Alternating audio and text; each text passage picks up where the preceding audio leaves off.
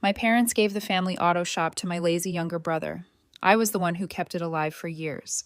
So I left, took the customers, and let him sink it. Hey, Reddit, I usually only lurk here, but things have gotten out of hand, so I figured I would post here. I'm 30, female, Violet. I grew up in a small New York town where everyone knew everyone else's last name, and where the only thing people respected was how dirty your hands got by sundown. My hands were always dirty. My family owns a local auto shop, Walker's Auto, in the family since my granddad opened it back in the 60s with nothing but a couple of tools and a beat-up Ford. He used to call it his third child. The shop outlasted 2 recessions, a couple of floods, and more family fights than I can count. And through all of it, I was the one under the hoods. Not because I was the heir or the prodigy or anything, just because I didn't have a choice. Since I was 12, I was in that garage. Saturdays, summers, sick days, didn't matter. My dad didn't believe in rest. I was the designated parts runner, floor sweeper, oil stain scrubber. I learned how to change brake pads before I learned how to put on makeup. And the wild part is, I never complained.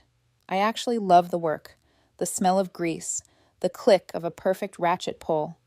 I was proud of what we built, except we didn't include me. From the jump, my parents were obsessed with my younger brother, Dylan, 28. 2 years younger, same last name, completely different lives. I was the one under the car at H&Y AM. Dylan was still in bed playing Xbox, yelling at his friends through his headset. I once asked my mom why Dylan never had to help. She said, "He's not as responsible as you. You're better at this stuff." Translation: You do all the work because we know you won't fight us on it. They gave him everything. When he flunked out of his first semester of community college, they bought him a used Camaro to boost his confidence. Meanwhile, I was fixing up a '97 Dodge Ram. My granddad gave me a rust bucket, but it was mine. I spent months on that truck, nights after school, weekends after shifts, watching YouTube tutorials, calling scrapyards looking for the right parts. That truck was more than a car. It was the first thing I ever built on my own. Grandpa Joe used to walk past while I was working on it and say, "This shop's going to be yours one day, kid. You've got grit." That stuck with me. Still does. Then Dylan wrecked it. I was 18. Came home from a shift. Truck wasn't in the driveway. I thought maybe it got towed, or maybe I forgot to set the parking brake. Something dumb like that. Nah. Dylan had stolen the keys, took it joyriding to impress some girl, and T-boned a telephone pole. Front end crushed. Hood buckled. Radiator cracked open like a soda can. And you know what my parents said? "Violet, you should have hidden the keys better. You know your brother's impulsive." I swear, if I had any hope left in that moment, it got flattened like that grill. They didn't make him pay for it. Didn't ground him. Didn't even make him apologize. I had to clean the truck up myself on my day off.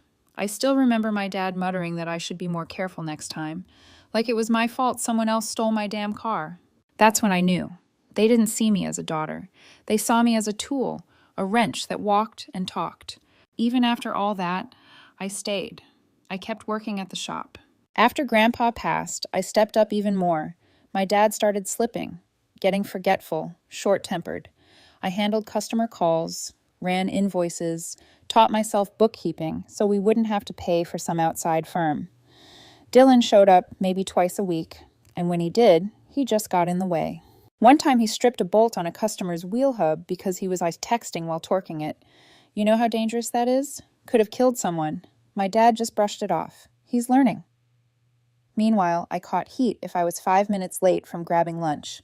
My dog Max was the only one who ever acted like he saw me. He'd sit by my feet in the back office while I processed payroll, a rescue, half lab, half God knows what, loyal as hell. Every time I started to think maybe I was crazy for staying, I'd look down at him curled up on the mat and think, nah, I'm building something. This will all pay off. It had to, right? Then came Easter. Big family BBQ in our backyard. Tables set up, the whole extended clan there. Uncles, cousins, people I didn't even recognize. We were doing ribs and burgers, everyone acting like one big happy crew. And right there in front of everyone, my dad stands up and taps his glass like he's toasting a wedding. "I just want to say how proud I am of Dylan," he starts, "and I'm excited to officially announce that he'll be taking over Walker's Auto. We're passing the torch to the next generation." People clapped. I looked around, waiting for someone, anyone, to say something, to look at me and go, "Wait, what about Violet?" But nope, just fake smiles and forks clinking on plates. I looked at my dad and said, "Are you serious?" He didn't even blink. "You made your choice, daughter. You chose animals." Nah, I didn't. I chose work. I chose responsibility. I chose to show up. I chose to believe in a promise my grandfather made me every day until the day he died. They just never chose me back. The Monday after that Easter announcement, I still went to the shop. Call it habit, call it stupidity. I'd been doing it for so long, walking away cold turkey didn't even feel possible. My alarm went off at 6:30, like always. Max followed me to the door, and I drove the same route I'd been driving since I was 16. I didn't even get halfway through my first coffee before I was standing in that same oil-stained parking lot. The thing about working in a family business is you don't just wear one hat. You're the mechanic, the accountant, the janitor, the one who runs to the parts store because someone forgot to order brake pads. And because it's family, none of that gets you a raise, a bonus, or even a thank you. It's just what you do. That morning, Dad was already in the office with Dylan. They were going over plans for the shop's future. My future apparently didn't make the meeting agenda. Dad didn't even look up when I walked in.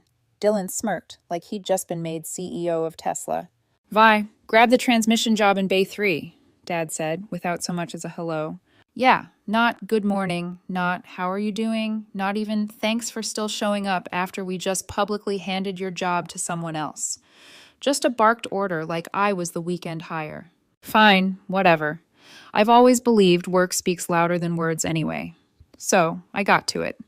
The guy's Camry was on the lift within 10 minutes, and I was elbow deep in ATF before Dylan even wandered out to the shop floor.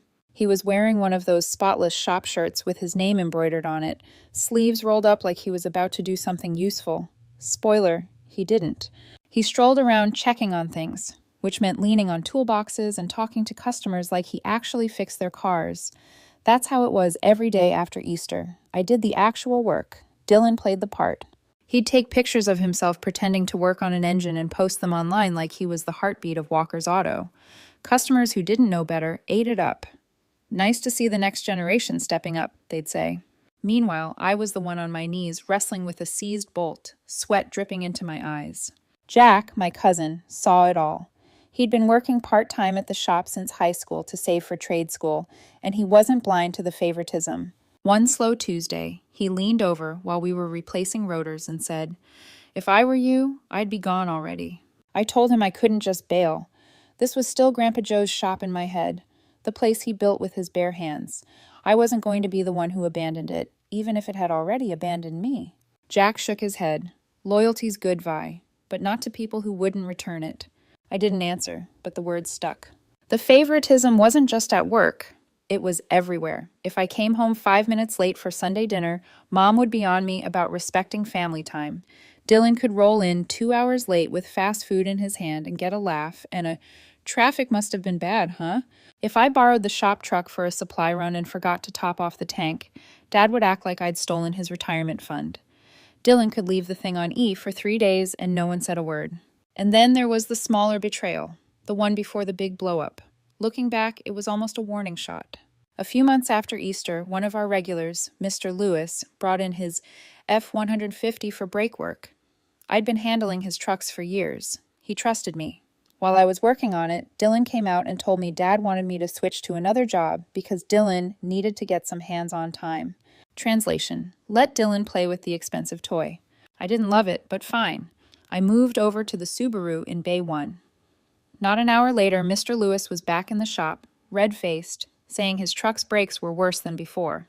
Turns out Dylan forgot to torque the caliper bolts properly, and the whole assembly was rattling around. Dad's reaction?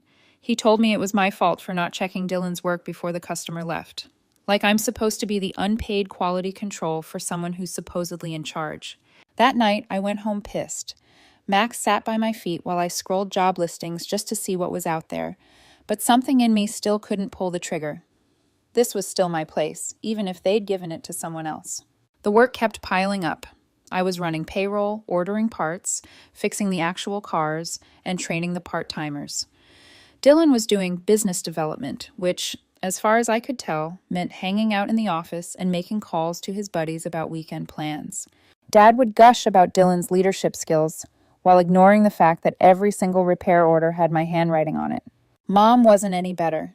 She'd stop by the shop with lunch sometimes, always Dylan's favorite subs, never mine. She'd bring him coffee in the mornings, but never asked if I wanted one. Little things, but they add up when it's every damn day. Jack started talking more openly about it. "They're setting you up to get screwed, Violet," he said one Thursday night when we were closing up. "Dylan's the face. You're the hands. Guess who gets credit when it goes right and who gets blamed when it goes wrong?" I knew he was right, but I still showed up the next morning because that's what I did. One Friday afternoon, Dad called a staff meeting. All four of us, me, Dylan, Dad, and Jack, stood in the shop while Dad went over new procedures. Basically, Dylan was getting a raise to reflect his new responsibilities. My pay stayed exactly the same. Jack's too. Jack spoke up, which I'll never forget. "So Dylan gets more for standing around, and me and Vi keep doing the same work for the same money." Dad gave him that look, the one that says, "You're about 2 seconds from not having a job."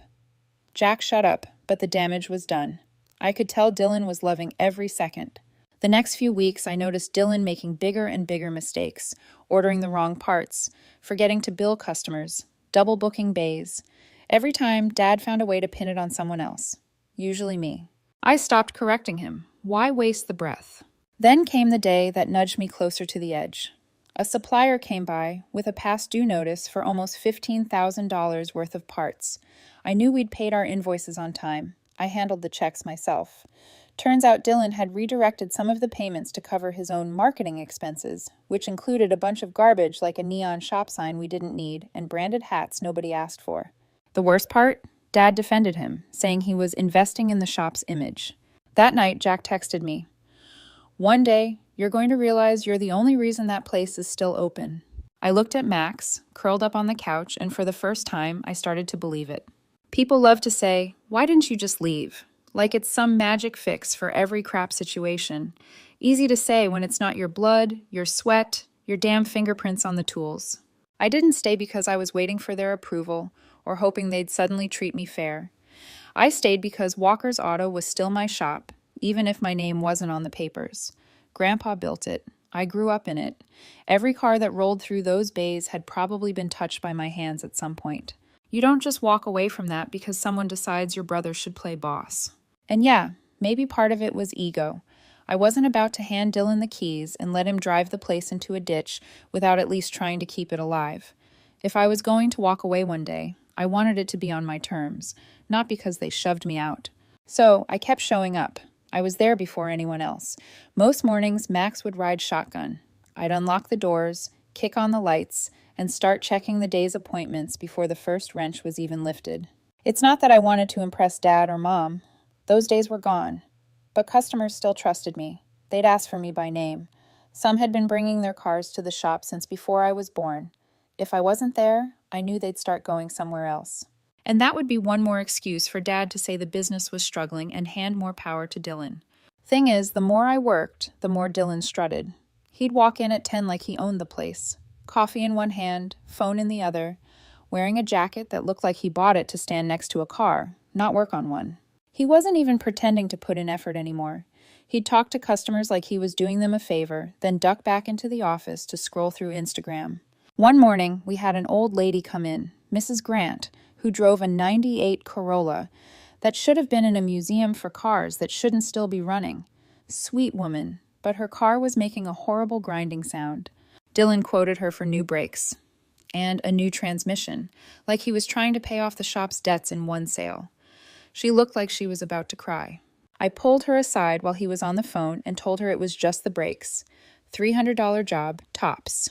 I fixed it myself that afternoon. Of course, Dylan found out, and instead of thanking me for not robbing a customer, he stormed out and told me I undermined his authority. I told him authority is earned, not handed out at a family BBQ. He didn't like that answer. Dad called me into the office later and told me to support Dylan's decisions from now on. I just stared at him and said, "Not if it means screwing people over." Then I walked out. I could hear him muttering something behind me, but I didn't care. Jack saw it all. He'd come in after his classes and help with tire changes or oil jobs, and we'd talk in the back when things slowed down. One day, while we were stacking tires, he said, You're basically keeping this place running by yourself. Yeah, I said. And that's why I'm still here, because if I walk, it's over. And I'm not letting Dylan tell people I quit on the family. Not yet. Jack nodded. Just don't let not yet turn into forever. I heard him, but I wasn't done proving my point.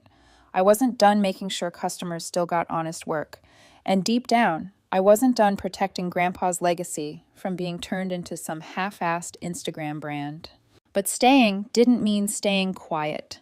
A couple weeks later, I started keeping detailed logs. Every job I did, every part I ordered, every repair I fixed after Dylan's screw-ups. I wrote it all down. Not because I thought Dad would suddenly believe me, but because I knew one day this could matter. If things went south, I wanted records. I also started talking directly to suppliers instead of letting Dylan handle it.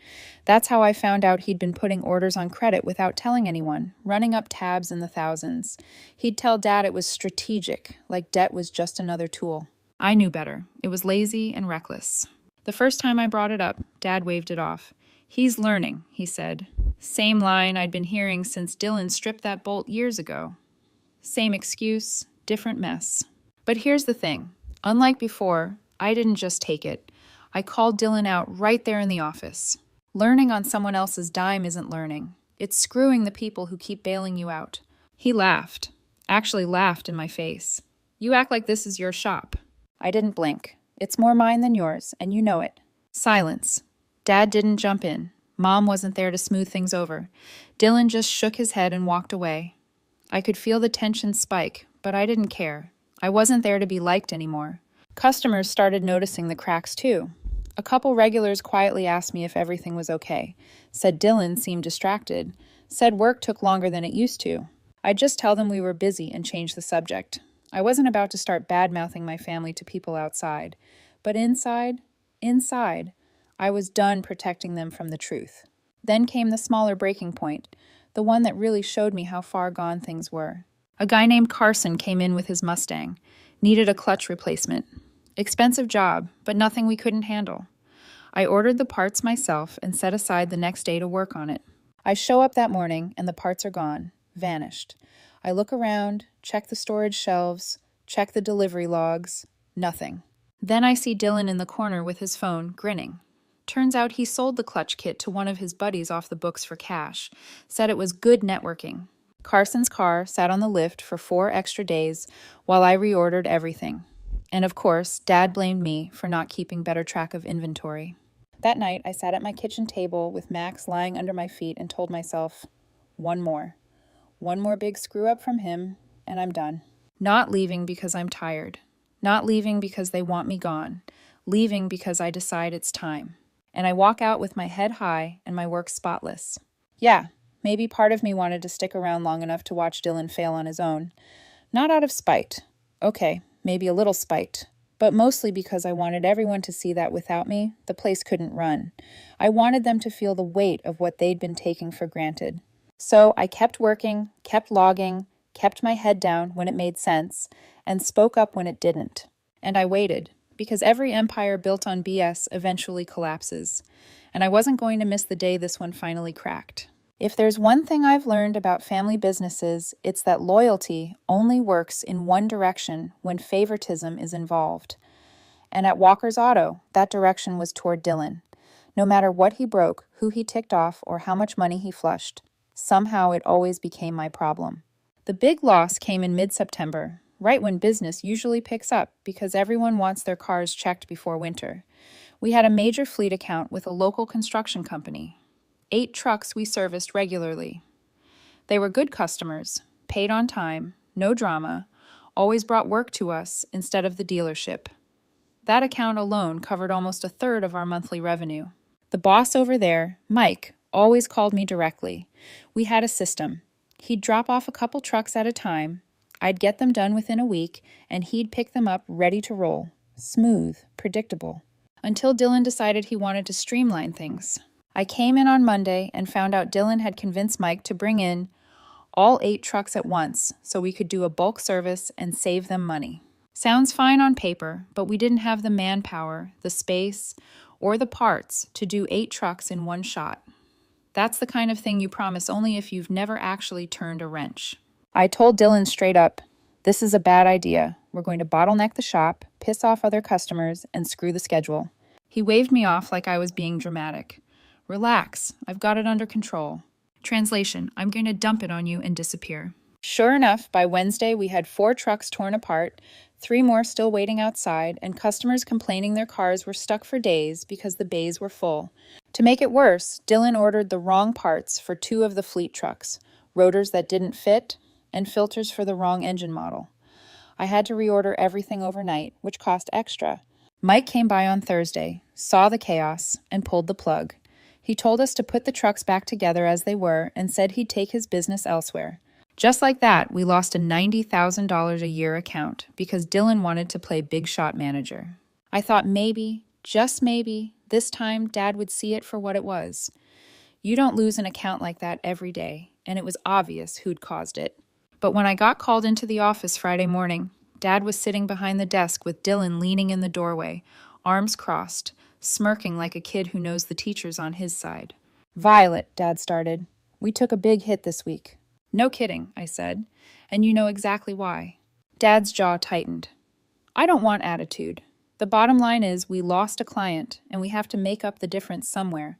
We can't afford to take that kind of loss without cutting costs." I waited, expecting him to tell Dylan he was going to dock his pay or cut back on whatever junk he was spending shop money on. Instead, Dad leaned forward and said, "We're going to have to hold your salary this month." I laughed. I actually laughed because I thought he was joking. "You're telling me Dylan tanks a major account and you're taking my paycheck?" "You're older. You can handle it," Dad said, like he was talking about lending someone a lawnmower. "Dylan's still finding his footing. We can't put that kind of pressure on him right now." I stared at him, then looked at Dylan. "You cost us $90,000 a year and you're still getting paid?" Dylan shrugged. "I'm not the one storming around like a toddler." I didn't even bother looking at him again. I wasn't giving him the satisfaction. I just sat back in the chair and let them think they'd won. Inside, I was already working out the math. They thought holding my pay would sting enough to make me swallow it and keep going. They didn't realize it was the exact move I'd been waiting for. I stood up, slow, calm. "All right," I said, almost like I was agreeing with them. "If that's how you want to play it, I'll work with it." Dad's eyebrows pulled together. "What's that supposed to mean?" "You'll see," I told him. "Just make sure you remember this day." Then I went straight to my locker, opened it, and pulled out my personal set of tools. Not the cheap, worn-out ones the shop owned, but the custom gear I'd bought myself over the years. The snap-on Torquey wrenches, the specialty sockets, the diagnostic scanner I'd saved months for. Every tool that actually made this shop run smoothly was mine, paid for in full, and I wasn't leaving a single one behind. Jack was swapping tires in Bay 2 when he noticed. "What's going on?" "They've been bleeding me dry for years," I said, loading my gear into the truck. "Now I'm going to make sure they remember exactly what I brought to this place and what happens when I'm gone." Jack just nodded. He didn't ask questions. He knew I wasn't bluffing. Max jumped into the passenger seat like he'd been waiting for this day too. I drove out without a single look back, but my mind was already lining up the pieces. I had contacts, customers who trusted me, suppliers who knew I paid on time, even a few mechanics in town who hated working for corporate shops and would jump ship for the right opportunity. All I had to do was set the plan in motion quietly. No shouting matches, no public scene, just a slow, controlled pull of every thread, holding Walker's auto together until it came apart in my hands. If they wanted Dylan to be the face of the shop, then I was going to make sure he was also the face people blamed when everything fell apart. When I drove away from the shop that day with my tools in the back and Max in the passenger seat, they probably thought I'd go home, sulk, and maybe come crawling back once my pride cooled down. That's how they'd trained themselves to think about me. The reliable one, the strong one, the woman who would never really walk away because she cared too much. All right, they didn't realize I'd been paying attention for years, not just to the cars, but to how the shop ran, who we depended on, and who we couldn't afford to piss off. If I was going to walk away, I wasn't leaving empty-handed. I was taking the one thing they couldn't replace: trust. And I already knew exactly how to do it. You don't just cut a shop's legs out by bad-mouthing them. That's amateur hour. You do it by making sure everyone who matters has your number before you disappear. First, the customers, not the random one-time oil change walk-ins. I'm talking the regulars, the people who called me directly instead of the shop line. I had at least 50 of them saved in my phone, all under first names with the car model: Mike, Silverado; Pete, Civic; Ralph, Jeep Wrangler. That's years of work right there. I sent them all the same text. Hey, it's Violet from Walker's. Not with the shop anymore. If you ever need work done, I'm setting up my own thing soon. I'll make sure you're taken care of. Nothing trashy, no digs at Dylan or my parents, just planting the seed. Then the suppliers. I had great standing with them because I paid on time every time, even when Dad dragged his feet. I called each rep personally, told them I was stepping away, but might have some side work coming. Every single one of them gave me their cell numbers and said to call any time. That told me everything I needed to know. The door was wide open. I wasn't about to open a full shop overnight. Too obvious, too loud. Instead, I rented a small 2-bay garage from a retired mechanic I knew. Old place, nothing fancy, but it had a lift, decent lighting, and a corner office where Max could sleep on an old dog bed while I worked. The rent was dirt cheap because the guy just wanted someone to keep the building from falling apart. I started slow. Brake jobs, small engine work, tire rotations. The kind of stuff that didn't require a lot of overhead. The regulars I'd texted started coming through one by one. I gave them fair prices, fast turnaround, and zero nonsense. They told their friends. I didn't even need to advertise. And because I was paying attention, I knew exactly which services Walker's Auto hated doing. The tedious ones that didn't make big money, but kept customers loyal. I took every single one of those jobs: wheel bearing replacements, electrical diagnostics, AC recharges in the middle of July. Bring them in. It didn't take long before I was booking 2 weeks out. Here's the thing about guys like Dylan: you don't have to destroy them. You just have to stop protecting them. Without me there to fix his screw-ups quietly, every single one became public. The Mustang clutch job? Botched. The Jeep lift kit? Installed wrong. Chewed through tires in a month. He started getting bad reviews online, the kind customers don't forget. And instead of fixing the problems, he'd argue with them, calling them too picky or blaming the parts. I didn't lift a finger to make that happen. I just stayed busy and kept my head down. But I did keep my ear to the ground. Jack would call me every couple of weeks with updates. Parts bills going unpaid, more missed deadlines, another good customer walking out. Every time I'd make a note. I wasn't just building a client list, I was building a case. 3 months in, I got my opening. One of our biggest shared accounts, a landscaping company with 15 trucks, called me directly. Their owner, Lewis, had been a Walker's Auto loyalist for 15 years, mostly because of me. He told me Dylan had missed a scheduled maintenance check. 2 trucks broke down in the same week, and when he complained, Dylan told him, "That's just how older trucks are." Luis asked if I could take over their fleet service. I said, "Yes, but only if you make a clean break from Walker's Auto. No half-and-half nonsense." He didn't even hesitate. That account alone was worth about $60,000 a year. When word got back to my parents, they called me. Not to apologize, not to admit they'd been wrong. Dad's voice was cold. "We hear you've been poaching customers." "No," I said. "I've been taking care of people you didn't value. There's a difference." Click. By month 5, my garage was running full tilt. I'd hired one part-timer, a kid from the tech school, and was seriously considering a second lift. The best part? Almost every major account Walker's Auto used to have was either with me or shopping around.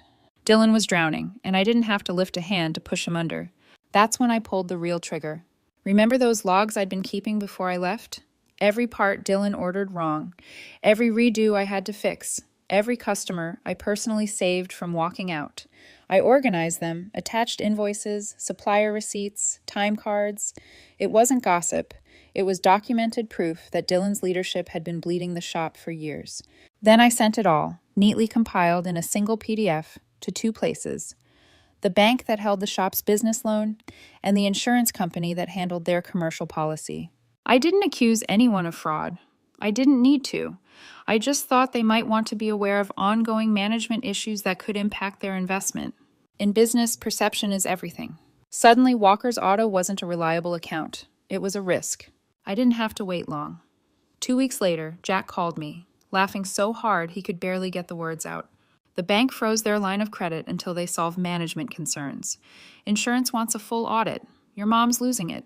Dylan's blaming the suppliers. Dad's blaming the economy. I didn't gloat. I didn't celebrate. I just patted Max on the head and went back to work on a Tacoma that needed new struts. Because here's the thing about revenge. The best kind doesn't end in one big scene. It's a slow bleed. You take away what they took for granted, one piece at a time, until all that's left is the mess they made for themselves. After I walked out of Walker's Auto, I didn't go looking for something flashy.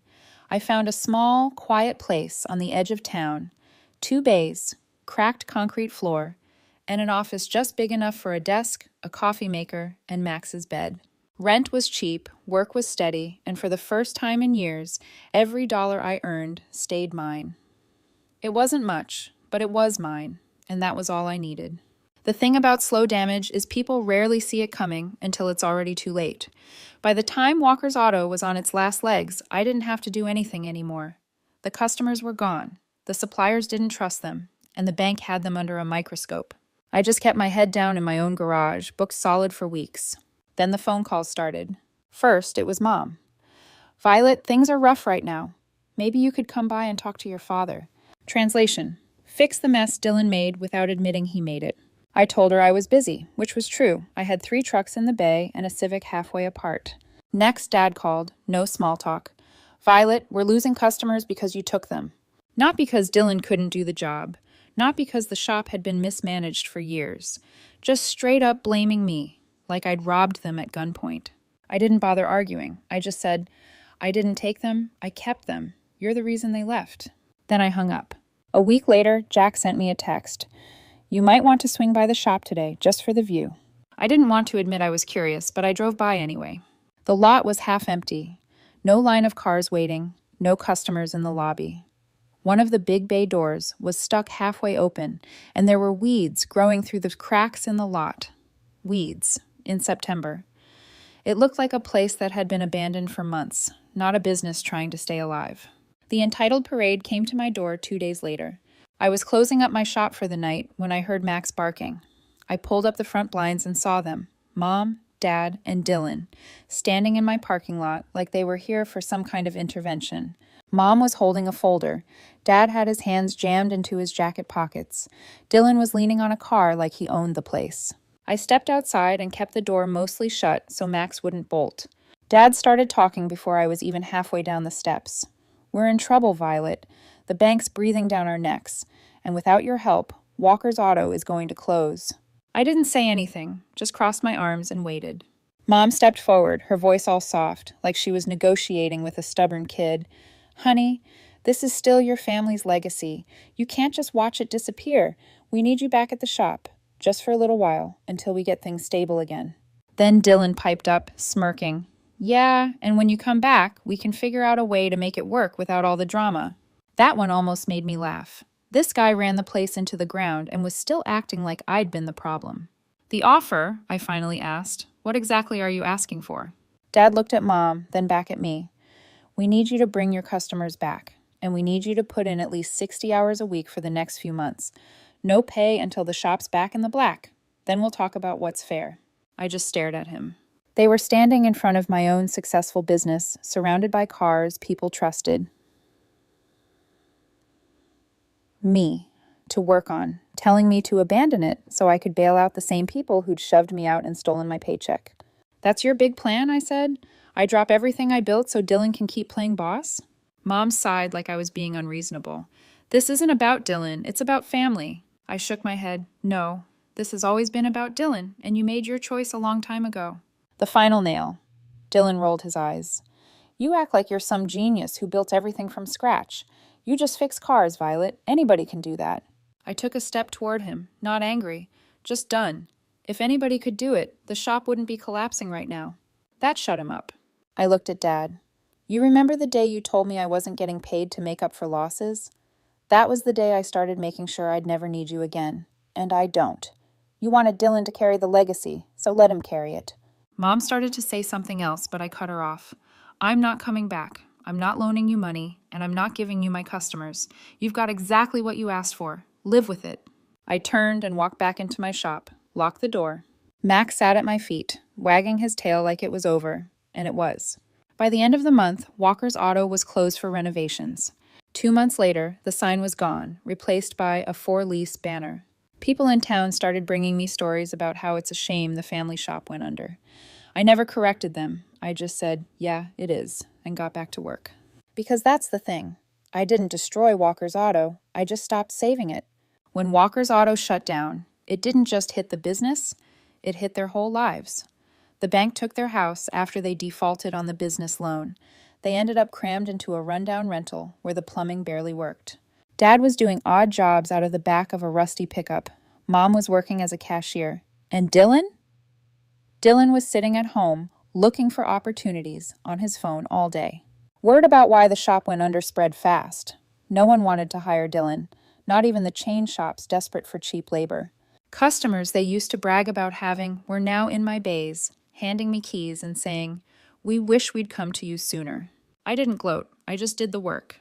It was a rainy Thursday when they showed up at my shop again, all three of them, standing in the lot like they owned the place. I stepped outside, arms crossed. Dad went first. "Violet, we need you back. We can get the shop going again if you bring your customers. We'll even talk about pay once things are steady." Mom added, "This is your family. You can't just turn your back on us." Dylan stood there smirking like it was a done deal. "You know you can't run from family forever." I looked at them, then at the shop behind me. My shop, my customers, my rules. "You had your chance," I said. "You made your choice. Now live with it." I turned and went back inside, locking the door. Max trotted over and laid at my feet. Outside, I could hear them still talking, but their voices faded.